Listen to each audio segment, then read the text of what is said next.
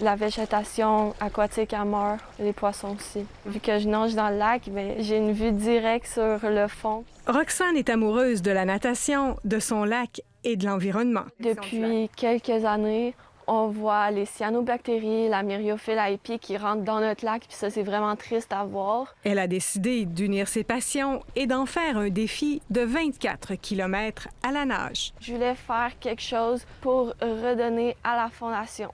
Donc, mon objectif, c'était d'amasser 10 000 $ pour la Fondation Monique Fitzbach. Et je me suis dit que pour mobiliser ma communauté, il fallait vraiment que je trouve quelque chose qui sort de l'ordinaire. C'est pour ça que je suis lancée comme défi de faire 24 km dans le Grand Lac Saint-François de natation. Pour nous, Roxane, c'est un exemple en fait à suivre de comment les jeunes peuvent s'impliquer en philanthropie. Elle donne du temps pour la Fondation, puis elle donne du temps pour sensibiliser les autres jeunes à la cause environnementale. Moi, je trouve ça génial. On est très fiers de Roxane à la Fondation Monique Fitzbach.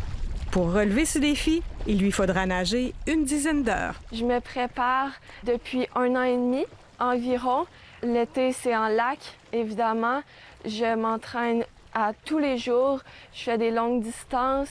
Sa famille l'accompagne dans ce projet hors norme. En fin de semaine passée, c'est 9 heures de paddleboard pour l'accompagner. Donc, très fier là, de ce qu'elle fait en ce moment. Là. C'est quelque chose qui elle voit tout ce qui se passe dans le monde, puis des fois, c'est un peu décourageant. Donc, là, elle a décidé de faire une action, puis elle espère que ça va faire des ricochets. Pourquoi j'ai nommé mon projet Ricochet? C'est une métaphore.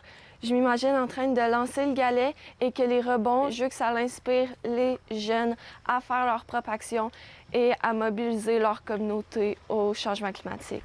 Comme quoi, il n'y a pas d'âge pour relever des défis et inspirer.